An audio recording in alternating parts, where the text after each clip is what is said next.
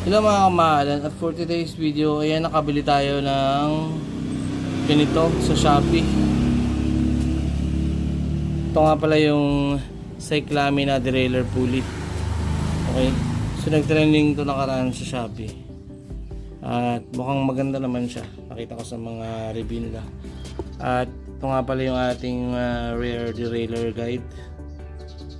You know, malaki na nga siya, malaki yan, makakabit yan. Pero hindi natin trip eh. So kaya palitan natin. Palitan natin siya nito. Unbox nga po muna natin muna. Salamat Shopee. Alright.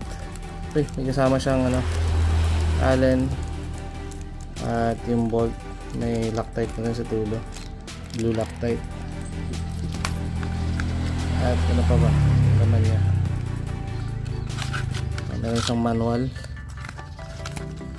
At syempre, uy, maganda, aluminum alloy at ceramic bearing. Ayan o, nakalagay ceramic bearing. Ceramic bearing nga ba? Hindi natin alam. Pero ayan o, ang ganda o. Ang tagal huminto mga kamahalan o. So yun lang, wala nang ibang laman yung box. Salamat Shopee ha. So try natin ikabit yan.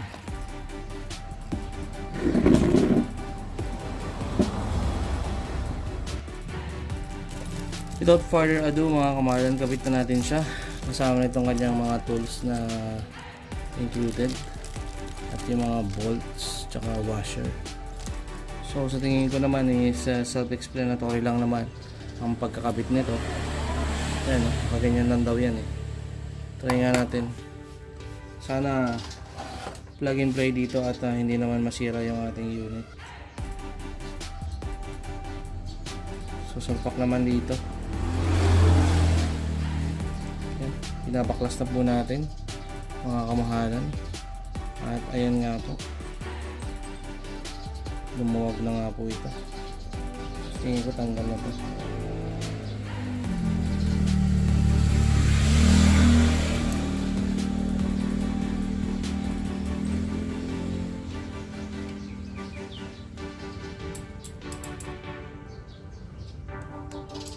Medyo marumi nga lang sa kamay dahil po puro grasa ito. Pero kung di naman po kayo masyagan, dahil lang po ito gawin mga kamahalan.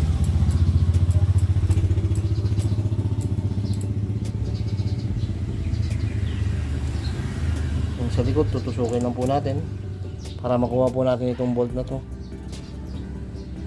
Yan, tapos makakalas na po yan. So napakasimple lang po mga kamahalan. Ayan, ito yung nakakabit sa atin dati. At ayan, kung makikita nyo yung difference, napakalaki po nito mga kamahalan. So wala tayong panukat dito para masukat, pero ito ay 13 teeth po ito mga kamahalan. Ito nakakabit sa atin dati, yung tinanggal natin. At ito naman yung kakabit natin is 18 teeth po. So 18 na teeth na yan. So yan, kakabit natin. So mga kamahalan, inform ko nga lang pala kayo ha.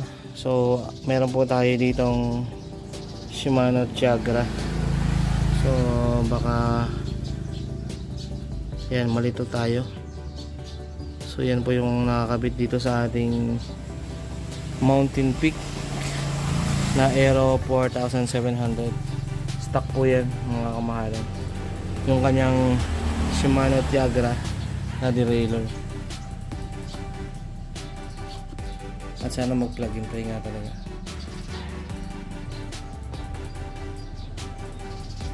So bale ayan mga kamahalan, kapit natin dyan yung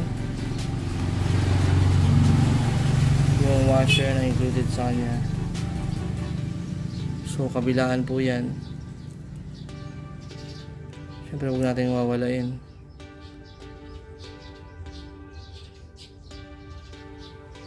Yan, try natin ikabit.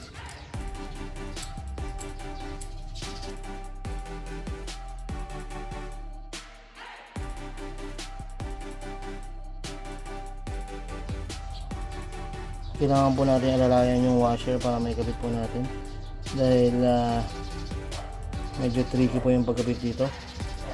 Kailangan may kabit natin na maayos. Ayan.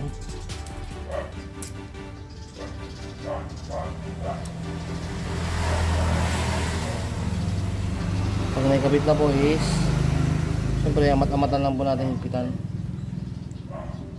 Hindi naman natin po kailangan madaliin.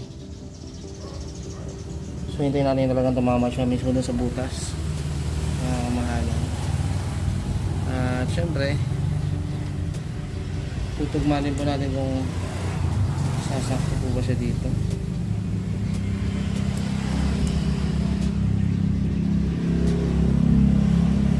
Ayan, sana nga po is plug and play po siya.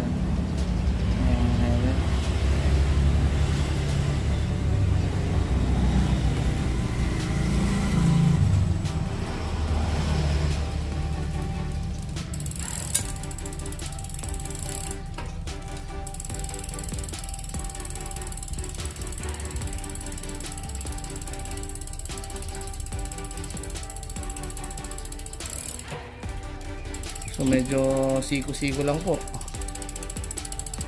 dahil yung tip na po ito makikita nyo, ayan o, malapit na po siyang sumabit dyan. So pero sakto naman po siya. At itong bolt na kasama nya, maliit na bolt na to, hindi po natin siya nagamit. Hindi ko alam kung saan ito ikakabit. Ayan, mukha na po siyang aero ngayon.